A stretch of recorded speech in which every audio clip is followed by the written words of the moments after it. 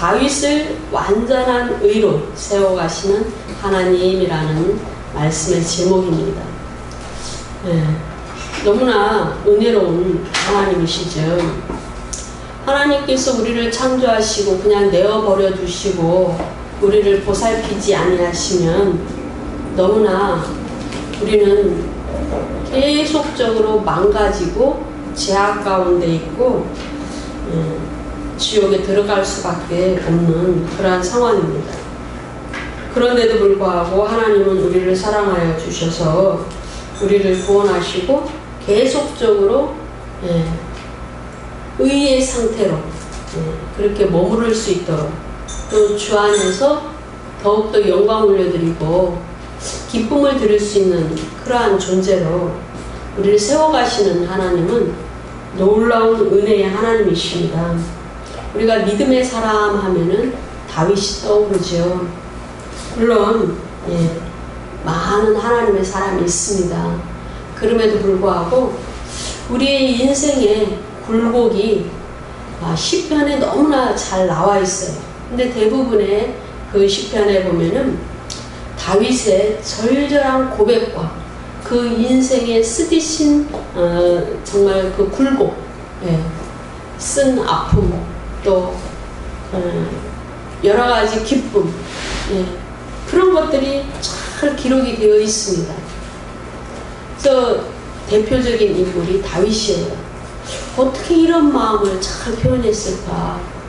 다윗도 이러한 인생을 살았구나. 우리와 다를 바 없는 아픔과 고뇌와 정말 고통과 절망과 원수에 의해서 위급한 상황에 놓이게 되는 그러한 상황이 있었구나라는 것을 우리로 알게 합니다.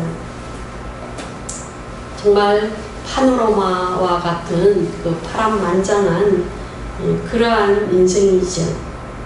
오늘 사무엘하 15장 말씀을 보시면 24절에서 26절 말씀입니다. 이것은 다윗의 위대한 고백이지요. 신앙의 고백입니다. 우리가 늘 의를 추구하고 또 주님의 뜻과 의도와 목적을 추구하고 주님의 온전한 자비하심에 우리를 내어 맡기는 그러한 삶을 산다 할지라도 정말 온전하기가 쉽지 않습니다. 성경적으로 온전하다, 완전하다 라는 뜻은 죄가 전혀 없다 이런 뜻이 아닙니다. 죄가 있습니다. 우리는 죄를 지을 수밖에 없어요. 그럼에도 불구하고 죄의 횟수가 죄를 짓는 횟수가 줄어들죠. 그리고 큰 죄를 지었다가 또 이제는 점점 사소한 죄까지도 양심에 찔리는 이러한 의의 수준으로 올라가게 되죠. 그럼에도 불구하고 가장 중요한 것은 온전히 그분의 뜻에 내어 맡기고 그분의 의를 인정하는 그러한 심령의 상태, 믿음의 상태가 아주 훌륭한 의의 상태라는 것을 우리는 알 수가 있습니다. 오늘 본문에 보시면 정말 그 험악한 상황입니다. 왜냐하면 다윗에게는 여러 아들이 있죠. 헤브론에서부터 아내가 있었고 또 예루살렘으로 와서 거기에서 또 통치하면서 더 많은 예루살렘 근처의 아내들을 이렇게 하나의 국가를 만들기 위해서 아내들을 이렇게 이제 받아들이고 또 얻고 그 이제 막강한 또 힘을 발휘하기 위하여 그러한 정책도 펴고 그렇게 했습니다. 그런데 그 아들 중에 압살롬이라는 왕이 있습니다. 압살롬이라는 그 아들이 있었죠. 왕이 아니고. 근데 그 아들이 너무나 인물이 출중하고 키도 크고 또 언변도 좋고 그래서 많은 사람들이 따르는 이러한 인물이었습니다. 그런데 바로 그 아들이 일으켰어요. 쉽지 않은 일이지요. 너무나 치욕스럽고도 고통스럽고도 하나님 앞에 정말 민망하기 짝이 없는 그러한 사건이지요. 그럼에도 불구하고 이 압살롬의 반역은 결국은 하나님께서 다윗의 그 죄악을 계산하시는 과정입니다. 주 안에서는 우연이라는 것이 없죠. 원인이 있으면 결과가 있습니다. 죄악의 씨를 뿌리면 죄악의 열매를 거두고 고통의 길을 걸어가게 되는 그러한 인과관계가 있는 것과 마찬가지입니다. 그래서 하나님께서는 다윗이 저지른 그 범죄, 그의 부하, 정말 그 한 영혼을 죽임으로 말미암아 4배로 갚는 그러한 인생의 과정을 겪고 있지. 그래서 이 압살롬이 반역을 일으켜서 다윗이 예루살렘을 떠나게 됩니다. 왕궁을 떠나게 돼요. 이 비참한 상황이죠. 그런 상황에서 우리가 이 고백을 이제 다윗이 합니다. 어떻습니까? 왕이 그 왕궁을 떠나서 피난을 가는 상황이에요. 그러니까 다윗 궁에는 그냥 한켠에 다윗의 장막이 있었어요. 그 장막에 언약궤가 안치되어 있었습니다. 그래서 그 언약궤 앞에서 다윗은 항상 비파와 수금을 반차를 따라서 24시간 늘 조를 바꾸어 찬양을 올려드리고 주님을 경배하고 기도하고 그렇게 이제 여호와 하나님을 섬겼어요. 그래서 이 사독이라는 인물이 이제 그 왕궁에서 하나님의 음성을 전하는 다윗 왕이 부리는, 그리고 또 함께 일을 하는 그러한 이제 사독이죠. 그런데 그 사독이 레위 사람들과 더불어서 하나님의 언약궤를 피난길에 메어가려고 지금 내려오는 상황입니다. 아비아달도 역시 올라가서 모든 백성이 성에서 나오기를 기다렸다라고 기록하고 있어요. 험악한 상황이죠. 이 상황을 보고 다윗 왕이 사독에게 말합니다. 하나님의 궤를 성으로 도로 메어가라. 25절이죠. 만일 내가 여호와 앞에서 은혜를 얻으면 도로 나를 인도하사 내게 그 궤와 그 계신대를 보이시리라. 그러니까 다윗 왕이 지금 그 상황에서, 그래, 내가 지금 신변에 위험이 생겼지. 하나님이 나를 보호하시지 않으면 나는 다시 왕위에 오를 수도 없고 내 아들 압살롬에 의해서 자리를 내어줄 수밖에 없어. 이렇게 생각이 안 들겠습니까? 당연히 들죠. 그렇다면 더욱더 그 언약궤를 의지하고 언약궤를 메어가려고 하는 그러한 행동을 했을 수가 있죠. 그런데도 다윗 왕은 전혀 그렇게 행동하지 않았다라는 겁니다. 전적으로 주님을 의지하고 주님을 신뢰하고 주님의 의에 자신의 인생을 피난길을 내어 맡겼다라는 겁니다. 다시 한번 25절의 말씀을 보면은 하나님의 궤를 성으로 도로 메어 가라. 만일 내가 여호와 앞에서 은혜를 얻으면 도로 나를 인도하사 내게 그 궤와 그 계신대를 보이시리라. 철저한 의지입니다. 철저한 믿음입니다. 하나님은 이 고백을 상당히 받기를 원하셨을 겁니다. 우리가 우리 인생을 돌아보면은 정말 하나님이 너무나 기뻐하신다. 하나님이 너무나 감동받으셨다. 라는 그러한 고백을 인생 가운데서 몇 번이나 올려드리는가. 우리는 생각해 봐야 됩니다. 기도도 때로는 매주 드리는 기도기 때문에 그냥 매너리즘에 빠져서 그냥 형식적으로 또는 그냥 내가 급해서 내 문제만을 이렇게 드리는 기도가 대부분일 겁니다. 그런데 그분을 완전히 의지하고 그분을 높여드리고 그분께 온전히 내 인생을 맡기는, 그분의 손에 전적으로 맡기는, 의지하는 그런 고백을 몇 번이나 했을까 우리는 생각해 봐야 됩니다. 주님은 이 사건을 통해서도 다윗을 다루십니다. 그리고 지켜보십니다.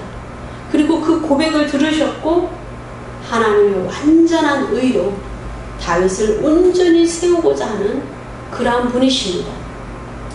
우리는 신앙생활을 열심히 하면서 때로는 착각할 때가 너무나 많이 있지요. 인간의 관점으로 늘 받는 복에 대해서 생각할 때에 물질적으로 받는 것을 이야기합니다. 아, 나는 이런 응답을 받았어. 내게 하나님이 이것을 주셨어. 이것을 이루어 주셨어. 눈에 보이는 것, 손에 잡히는 것, 보기에 좋은 것, 내게 유익한 것, 이것을 생각할 때가 너무나 많이 있습니다. 그러나 정작 주님이 원하시는 것은 우리를 천국에 들여보내도록 천국으로 인도하시기에 그 준비를 시키시는 인생의 과정입니다. 그 준비는 무엇입니까? 성령의 열매죠. 사랑과 희락과 화평과 온유와 절제와 충성과, 여러분은 너무나 잘 알고 계시는 그 성령의 열매죠. 여기에서도 하나님은 이 험악한 도망가는, 그것도 아들에게서 도망가는, 왕궁을 비워주고 도망가는 이 상황에서도 하나님은 이 다윗을 의로 세우시는 그 일을 하시는 겁니다. 우리가 결국은 얼마나 의를 이루는가. 내가 거룩하니 너희도 거룩하라. 그 거룩의 의를, 그 거룩의 의를 생각과 말과 삶 가운데서 이루는 그 모든 과정을 주님이 만지시는 겁니다. 우리가 다윗을 보면은 신앙적으로 정말 의롭다 할 수 있는 그 유년기부터 삶이 있었습니다. 우리가 다윗 하면 목동이었을 때 소년 목동을 떠올리게 되죠. 그때는 어땠습니까? 그 험악한 늑대나 맹수들로부터 양을 보호하였습니다.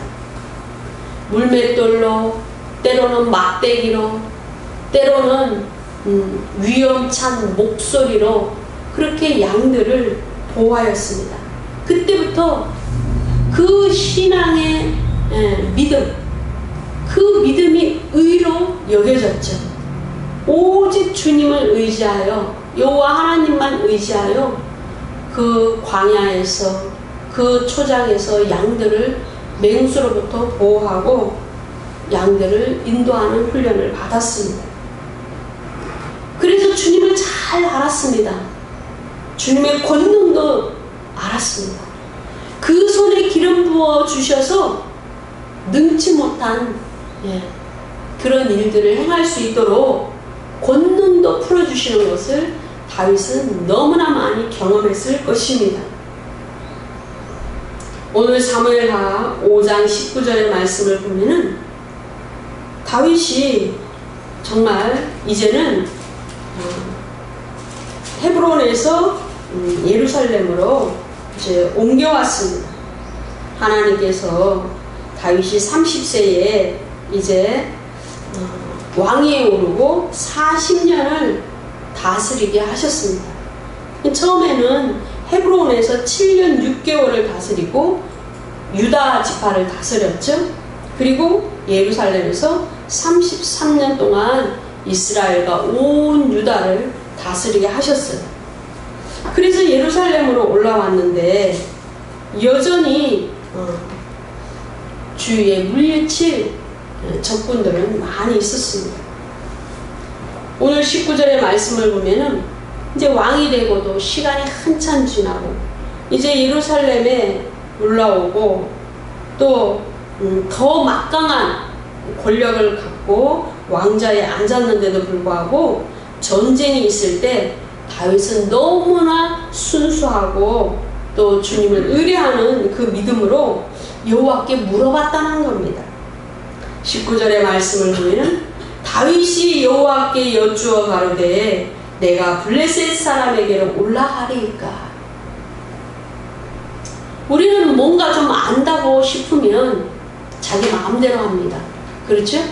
우리가 아이를 기르다 보면은 돌 지나서 아장아장 걷기 시작하면서 이제 한 2돌 지나고 서너 살 되고 이러면은 자기 마음대로 돌아다니려고 잡았던 손을 막 놓으라고 합니다. 그렇죠? 그래서 그 아이가 넘어지고 계단에서 떨어지고 또 찾길도 막 험악하게 뛰어드는 그런 상황으로 갈 때가 있어요. 그 아무것도 모르는 아이조차도 자기가 어느 정도 걷는다 싶으면 부모의 손을 놓으라고 막 때렸습니다. 마찬가지입니다. 우리 신앙도 마찬가지예요. 교회 안에서 3년, 5년, 10년 이렇게 되면은 이제는 어느 정도 익숙해져서 하나님을 자기 방식대로 섬기려고 합니다. 하나님을 잘 아는 친밀한 교제에서 벗어나서 교만을 행합니다. 나 하나님 잘 알아. 하나님 이렇게 하는 걸 좋아해. 이렇게 해도 돼. 그렇게 생각합니다. 늘 설교를 듣기 때문에 그 자신이 마치 성경에 기록된 하나님에 대해서 완벽하게 아는 것처럼 하나님의 모든 인격을 온전히 만났던 것처럼 자신이 신앙생활을 잘하고 있는 것처럼 그렇게 착각을 합니다. 그래서 교만한 행동을 하게 됩니다. 오늘 본문에 보면 다윗은 예루살렘에 올라와서 그곳에서 온 이스라엘을 다스리는데도 불구하고 전쟁에 나가기 전에 여호와 하나님께 물어봅니다. 내가 블레셋 사람에로 올라가리이까? 블레셋 사람과 전쟁을 해도 되겠습니까? 만약 하게 되면 주님이 내 손에 붙이시겠나이까? 물어본다라는 거죠. 이것이 다윗의 신앙입니다. 다윗의 신앙. 그런데요, 주님께서는 그 다윗을 놓을 수도 있다라는 겁니다. 우리가 주님을 의지하는 것은 우리가 주님을 의뢰했기 때문에 주님이 우리를 붙잡아 주셔야 우리가 주 안에서 삶을 살 수가 있습니다.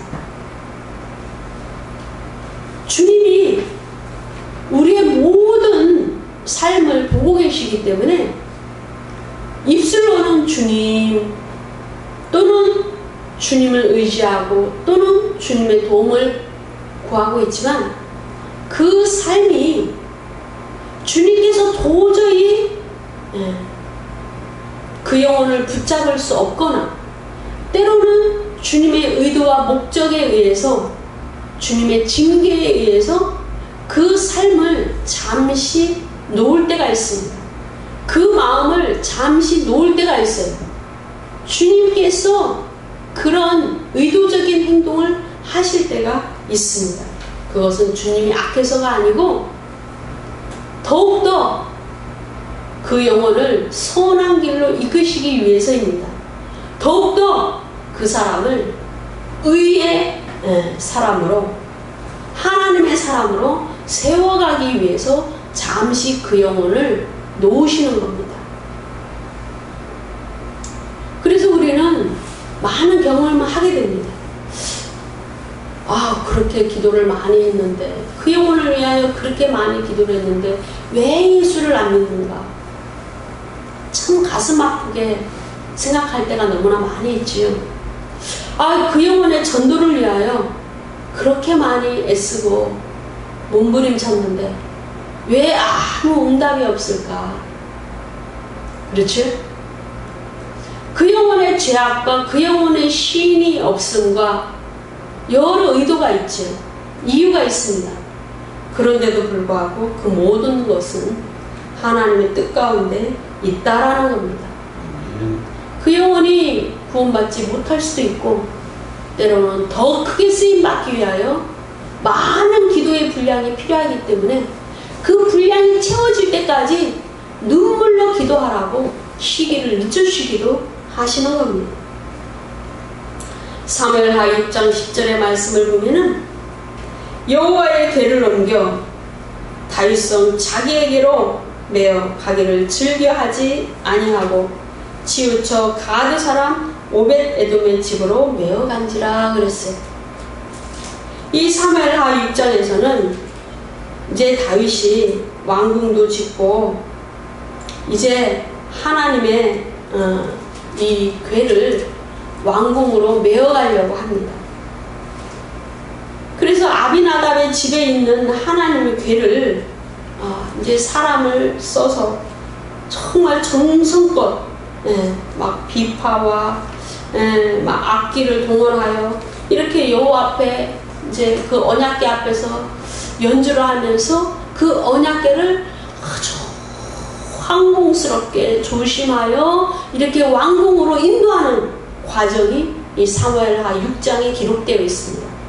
여러분, 우리가 객관적으로 봐도 다윗은 너무나 괜찮고 신앙인으로서 멋있는 사람이야, 정말 대단한 믿음을 가졌어, 이렇게 고백하고 칭송하지 않겠습니까? 근데 하나님은 그것이 아니었어요.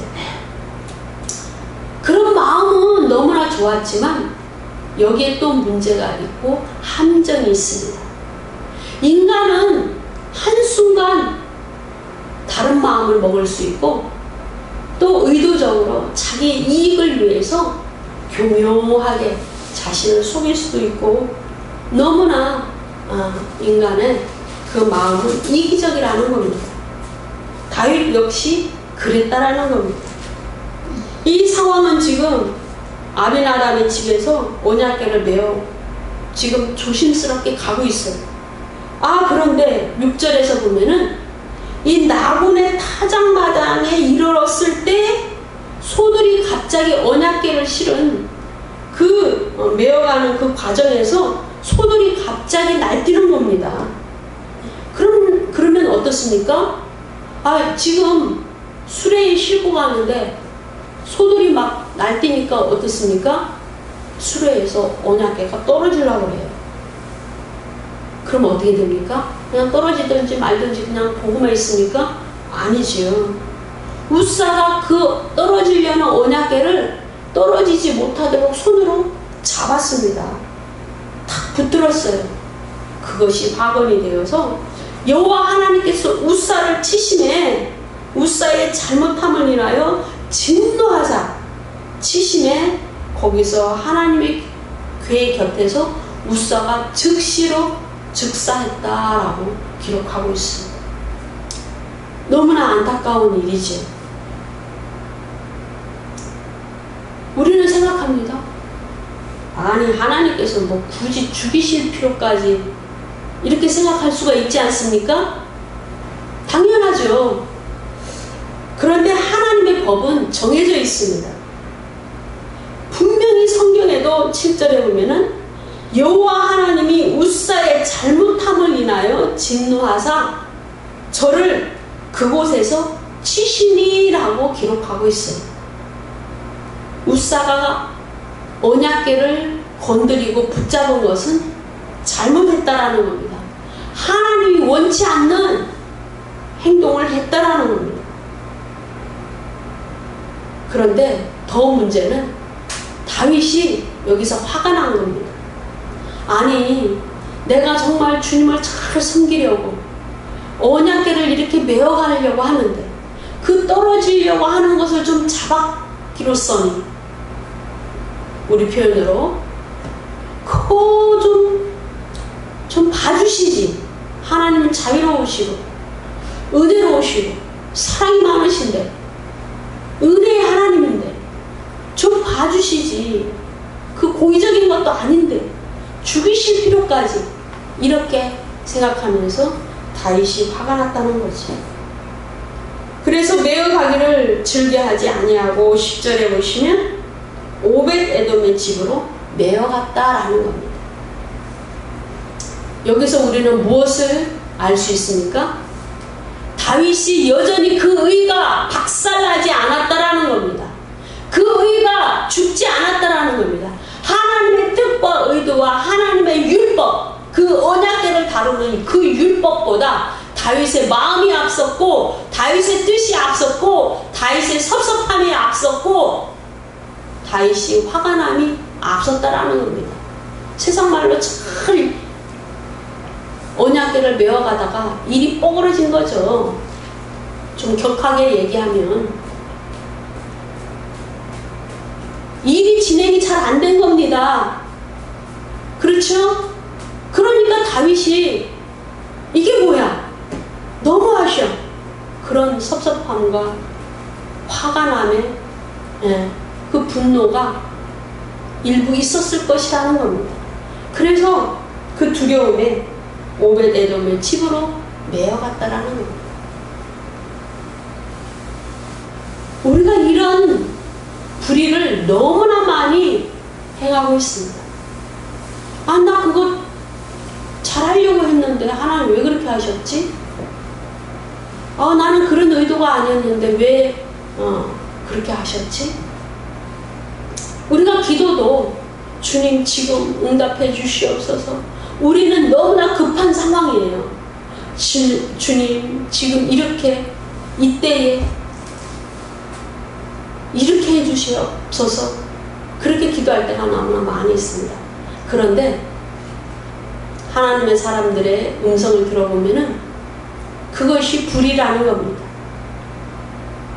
응답은 주님의 방법대로, 주님의 뜻대로, 주님의 때에 주님이 원하시는 대로 응답이 있는 겁니다. 그것을 간과하지 말아야 되는 겁니다. 내 방법, 내 때에 내가 보기 좋은 대로 내 생각대로 그렇게 응답해 주시기를 원하는 것은 큰 불의라는 겁니다.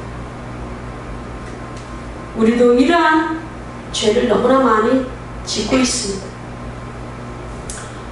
그렇게 신앙적으로 믿음의 의가 충만한 다윗이라 할지라도 잠시 잠깐 자기 생각이 들어오면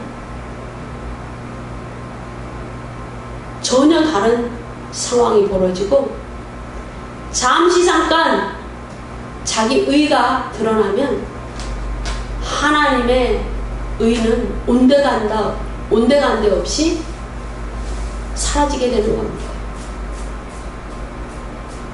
사무엘하 7장 보시겠습니다. 4절에서 5절의 말씀입니다.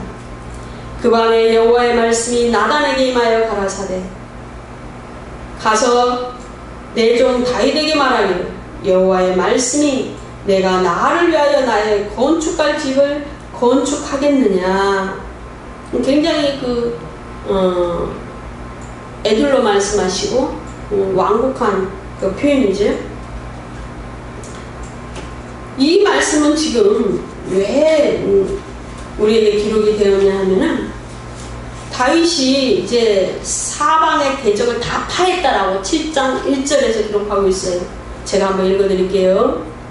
여호와께서 사방의 모든 대적을 파하사 왕으로 궁에 평안히 거하게 하신 때에 그랬어요. 다윗의 일생은 소년 때부터 골리앗을 대적하는 그 순간에서부터는 전장터에 많이 있었고 또한 사울의 죽이려는 칼날을 피하여 도망다니는 시간이 거의 20년이었죠. 그렇기 때문에 평안히 날이 없었습니다. 평안한 날이 없었어요. 그런데 이제는 예루살렘에 와서까지 그 주변의 모든 대적을 없애버리고 물리치고 이제는 궁을 짓게 하셔서 평안히 거하게 하셨다는 겁니다. 좀 안정이 되니까 다윗이 뭡니까?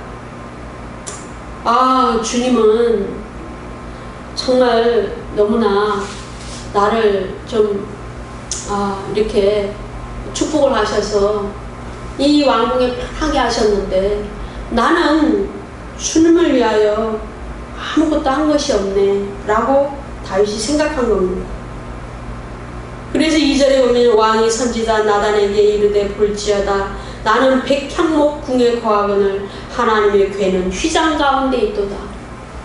하나님의 궤는 다윗의 장막 그 휘장 가운데 있는데 하나님을 위하여서도 내가 성전을 짓고 싶다, 전을 짓고 싶다 라는 말을 나단에게 합니다.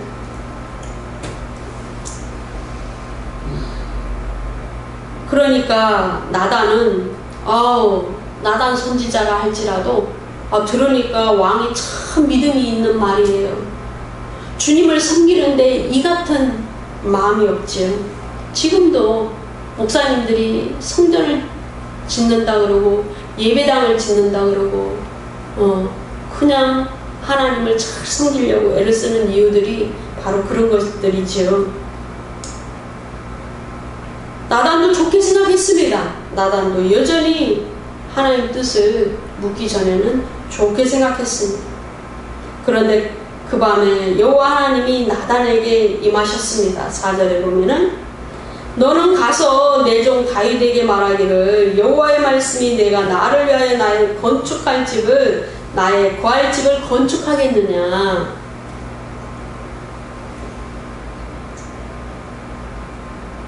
7절의 말씀을 보면은 내가 말하기를 너희가 어찌하여 나를 위하여 백향목집을 건축하지 아니하였냐고 말하였느냐.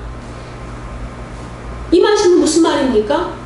아니 내가 휘장 안에 있다고 언제 불평하더냐? 내가 어찌 너한테 성전을 지으라고 말한 적이 있느냐? 이런 말씀이죠. 그럼 이것을 통해서 또 다윗의 그 의가 드러나는 겁니다. 주님이 명령하시고 주님이 말씀을 전하심으로 말미암아 순종하고 그 말씀을 이루는 것이 아니고 순수가 그렇게 돼야 되는데 그것이 아니고 다윗의 생각이죠. 그 생각은 나쁘지 않아요. 근데 그 생각이 하나님의 뜻이 아니라는 게 문제죠. 하나님께로부터 오지 않은 생각이 문제였던 거죠. 하나님은 그렇게 말씀하시잖아요. 내가 어찌하여 나를 위하여 백향목집을 건축하지 아니한다고 내가 너한테 타박한 적이 있느냐? 불만을 토로한 적이 있느냐? 꾸짖기를 했느냐? 이런 의미죠. 그래서 주님은 그것을 막으셨습니다. 너는 전쟁을 많이 치러서 내 손에 피가 가득하여서 너의 손으로 지은 성전을 나는 받고 싶지 않다. 그러니 너 아들 솔로몬을 통하여 건축을 하도록 하겠으니 너는 자재만, 현대말로 자재만, 건축할 재료만 준비하여라 라는 말씀이 비로소 떨어지게 됩니다. 이것이 의라는 거예요. 하나님의 의. 하나님 뜻대로 목적대로 하나님이 원하시는 대로 그 말씀이 떨어졌을 때 그 말씀을 그대로 아멘하고 받고 순종하는 것, 그것이 온전한 의라는 겁니다. 완전한 의라는 겁니다. 우리는 이러한 사건들을 통해서 하나님이 다윗을 어떻게 완전한 의로 세워가시는지를 보게 됩니다. 그리고 아무리 위대한 하나님의 사람, 믿음의 사람이라 할지라도 잠시 잠깐 그 마음에 불의가 들어오고 자기 의로서 행하기를 원하고 자기 의로서 주님을 섬기기를 원하는 그런 마음이 너무나 자주 들어올 수 있다라는 것을 알 수가 있습니다. 주님은 그 모든 죄성을 다루십니다.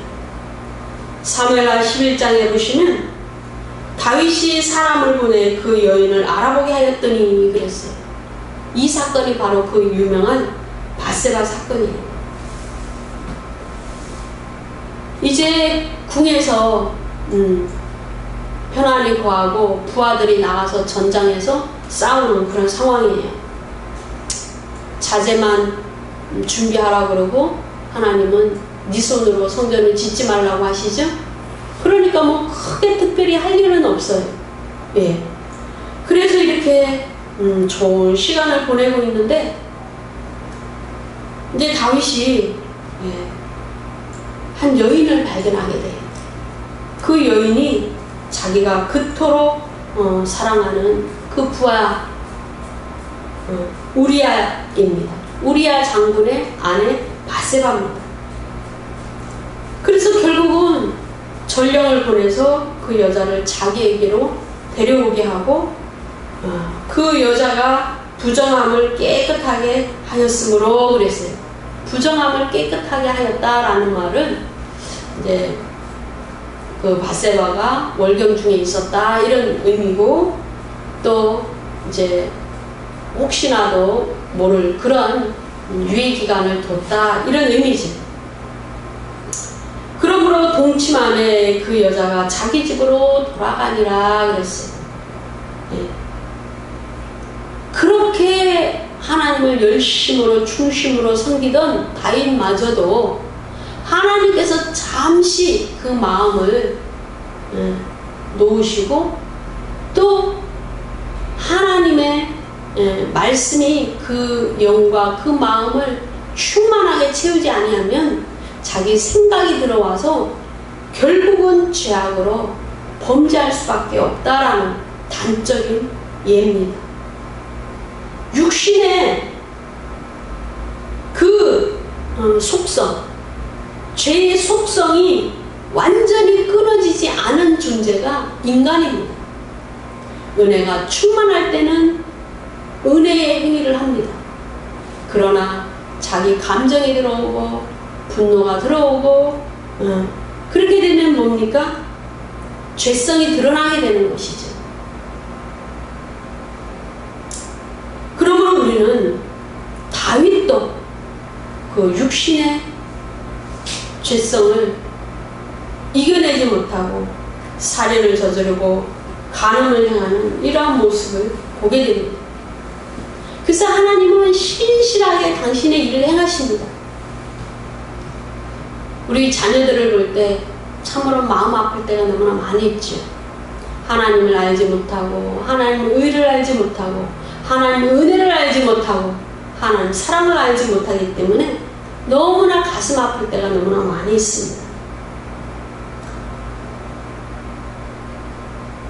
우리는 하나님의 의를 날마다 순간마다 인정해야 됩니다. 오늘 사무엘하 15장에서는 이제는 정말 압살롬 그 아들을 통하여 왕궁을 내어주고 피난가는 그 상황에서 온전히 자기 생명을 또다시 맡겨뒀습니다. 그 언약궤가 있는 그 자리에 주님이 계시고 또 주님이 나를 기뻐하시는 이곳으로 다시 나를 인도하게 하신다 라는 위대한 고백을 하게 됩니다. 하나님의 완전한 의를 인정하며 자신을 향한 하나님의 뜻이 온전히 이루어질 것을 바라봤습니다. 왜요? 다윗은 알았습니다. 이미도 우리가 알고 있듯이 사무엘하 7장에서 주님을 위하여 전을 짓기를 원했는데 너의 손으로 짓는 것이 아니고 솔로몬의 손으로 짓기를 원하고 이제는 너의 집과 이 왕위가 그 보좌가 너의 후손들을 위하여 끊이지 않고 나오게 될 거다라는 것을 말씀하셨기 때문에 그 압살롬에 의해서 반역이 일어난 것은 분명하게 악한 거지만 그것마저도 그도 후손이기 때문에 하나님께서 만지실 것이다 라는 생각을 갖고 있었죠.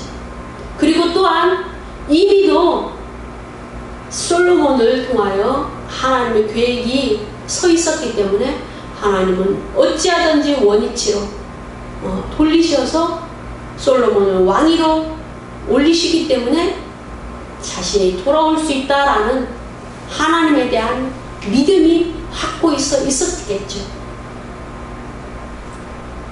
우리는 환경에 너무나 많이 휩쓸립니다. 걱정이 많아요. 그런데 주님은 그렇지 않습니다. 다윗은 지금 사무엘하 24장에서 비로소 다윗이 성전을 지을 그 터를 예비합니다. 그러니까 이 사무엘하 15장에서는 아직 터가 예비되지 않은 상태예요. 그렇기 때문에 자신이 할 일을 다 하지 못한 상황입니다. 아직 할 일이 남았습니다. 그렇기 때문에 자신은 다시 돌아온다라는 생각을 가지고 있었던 겁니다. 사무엘하 24장입니다. 인생의 마지막까지 다름을 받는 다윗입니다. 또 한 번의 위기가 찾아왔습니다. 하나님께서 다윗의 마음을 격동시키시고 감동시키셔서 인구조사를 하도록 합니다. 인구조사는 왕의 교만을 극단적으로 보여주는 사건입니다. 우리가 정말 그 광야에서도 그 모세가 인구조사를 하여서 이제 큰 위험에 있었던 그런 일도 한번 있었지요. 그런데 오늘 이 본문에 보시면 다윗은 그 하나님의 격동함을 받아서 인구조사를 했어요. 그럼 우리는 의아하게 생각합니다. 이해를 하지 못합니다. 아니 하나님께서 그 감동을 주시고 격동케 하셔서 인구조사를 했으면 그 모든 결과와 그 모든 원인은 하나님께 있는데 왜 이러한 심판과 온역으로 정말 많은 사람이 7만 명이나 죽는 그러한 대참사가 일어났을까? 우리는 궁금해요. 그렇지 않아요? 궁금하죠. 주님이 다윗의 마음을 격동하셔서 인구조사를 했어요. 그럼 그것이 잘못된 거라면 하나님은 그렇게 하지 말았어야 되는 거지요. 그런데 그것이 아니고 이야기의 시작은 이것입니다. 하나님께서 이제는 성전터를 마련할 때가 되었습니다. 다윗의 손을 통하여 성전터를 마련할 시기가 되었습니다.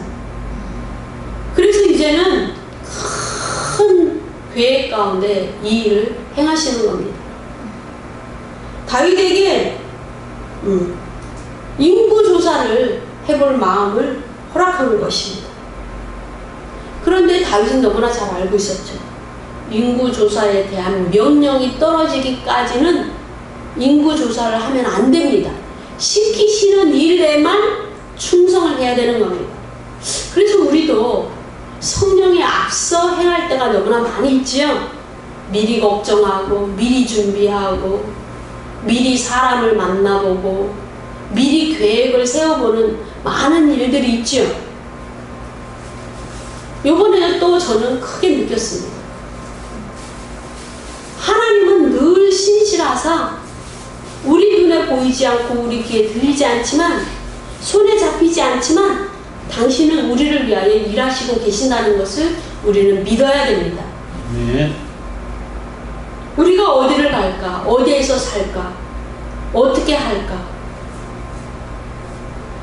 물론 전혀 걱정이 안 될 수는 없지만 하나님께 맡기는 것이 좋습니다. 다윗은 인구조사를 했습니다. 군사령관인 요압조차도 왕의 행동이 잘못된 것이라고 이야기를 합니다. 하나님은 이제 심판할 근거가 생기셨습니다. 이스라엘을 심판할 근거가 생기셨다는 거죠. 왜? 24장 1절에 보시면 여호와께서 다시 이스라엘을 향하여 진노하사 저희를 치시려고 감동시키셨다 라고 기록하고 있어요. 그럼 우리는 이 말씀을 통하여 깨달아져요. 아하, 다윗의 의를 하나님이 한번 흔들어 보신 건 맞지만 궁극적인 목적은 이제 나라가 좀 평안하니까 이스라엘이 범죄하고 여러가지 압살롬의 반역이나 여러가지 일들이 있었기 때문에 이스라엘을 한번 하나님께서 심판하시려는 의도가 되셨구나 라는 사실을 깨닫게 됩니다. 그러면 조금 인정이 돼요. 아, 그렇구나. 우리도 살아가면서 왜 이런 일이 벌어질까? 이 일이 왜 생겼을까? 우리 또 그런 경험이 많이 있죠? 내가 왜 거기서 헤맸을까? 왜 거기로 가게 되었을까? 왜 그 사람을 만나게 됐을까? 다는 아니지만 대부분은 하나님의 뜻 가운데 있다라는 겁니다. 우리에게 일어나는 일 중에 사단의 해방에 의해서 일어나는 일도 있고 우리의 죄악을 인하여 생기는 일도 있고 여러 가지 어려움을 당하기도 하지요. 오늘 본문에 보시면 인구조사를 하여서 결국은 15절의 말씀을 보면 7만 명이나 죽게 됐습니다. 그래서 결국은 하나님께서 선견자 갓을 통하여 이제 그 온역을 선택하게 하시고 이제 이 다윗은 아라우나의 타작마당을 은 50세겔의 소와 함께 사게 하셔서 제사를 드리게 됩니다. 그래서 드디어 다윗을 통하여 하시고자 하는 그 모든 일들이 마무리되었습니다. 성전 틀을 예비하는 그 일이 드디어 마무리되었습니다. 마지막까지 하나님은 다윗을 달아보셨습니다. 우리도 사람과 사람과의 관계에서 떠볼 때가 있잖아요. 그렇죠? 기회가 생기면 저 사람의 의중이 무엇인가 한번 확인해보고 싶은 마음이 생기죠? 그것은 목적이 뭡니까? 관계를 단단히 하기 위하여 저 사람이 나를 정말 좋아하는가? 저 사람이 정말 나를 믿고 있는가? 저 사람이 나와 함께 갈 사람인가? 이런 것들을 한 번씩 타진해 볼 필요가 있지요. 하나님도 마찬가지입니다. 그럼에도 불구하고 그것은 이기심이 아니고 그럼에도 불구하고 다윗에게 있었던 그 의를 완전히 박살내는 사건입니다. 압살롬을 통하여 밧세바 사건을 통하여 하나님은 그 의를 계속적으로 치우시고 박살내시고 걷어내시고 낮추시는 이런 작업이 있었지만 끝까지 믿음의 사람 다윗마저도 그 노년에 이르러서도 여전히 남아있던 불의가 있었다라는 거죠. 하나님에 대해서 자기 욕심에 있어서 자기 업적에 있어서 결국은 하나님의 의가 먼저가 아니고 하나님 말씀이 우선이 아니고 자기 의가 먼저였고 자기 생각이 먼저였고 자기 충성심이 먼저였고 자기 판단이 먼저였습니다. 자기가 받는 감동이 먼저였기 때문에 하나님 말씀을 어기고 인구조사를 했던 겁니다. 하나님은 다윗이라는 인물 한 사람을 우리가 보게 되지만 이 땅에 얼마나 많은 하나님의 사람이 있습니까? 아무리 위대한 하나님의 사람이라 할지라도 그 사람이 처음부터 계속적으로 하나님의 다루심을 받습니다. 죽을 때까지. 주님 앞에 서기까지 다루심을 받는다는 거예요. 그 의가 계속적으로 자기 의가 아니고 하나님의 의로 채워지도록 그렇게 하나님은 그 영혼을 세워가신다는 겁니다. 뭐와 같은가? 우리가 어제 얼굴을 깨끗이 세수했습니다. 근데 그 다음날 또 세수를 해야 돼요. 메이크업을 지우고 또 세수를 해야 됩니다. 저는 요즘에 거의 메이크업을 하지 않습니다. 왜요? 수시로 물로 씻습니다. 먼지 앉으면 또 씻습니다. 요즘 더욱더 노파심이 많이 생겼죠? 그것처럼 어제 먼지를 떨었어도 오늘 또 먼지를 떨어야 돼요. 어제 씻어서도 오늘 또 씻어야 돼요. 어제 회개했어도 오늘 또 회개를 해야 돼요. 인간이기 때문에. 그래서 우리 의는 세워져 갑니다. 우리의 겸손은 준비되어 가는 겁니다. 우리의 믿음은 온전한 믿음으로 변화되어 가는 겁니다. 주님 앞에 서는 과정입니다. 다윗도 이러한 과정을 겪었어요. 육신의 껍데기를 벗는 것은 주님 앞에 서는 것이죠. 그렇기 때문에 이 과정이 반드시 필요한 겁니다. 성령의 열매가 돈입니까? 성령의 열매는 성품입니다. 속사람의 성품입니다. 우리가 10원짜리 한 장 찌그러진 밥그릇 하나 주님 앞에 들고 갈 수가 없어요. 온전히 속사람을 준비하여 주님 앞에 서는 것이기 때문에 하나님은 그 다루심과 세우심을 끝까지 신실하게 행하신다는 겁니다.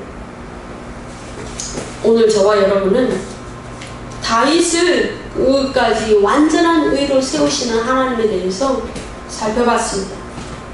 다윗마저도 이렇게 하나님께서 인내하심으로 성실하심으로 그렇게 세워가시는 분이시라면 우리 자신도 또 우리 자녀도 우리의 성도도 우리가 중보하는 모든 자도 그렇게 주님은 세워가실 줄로 믿습니다.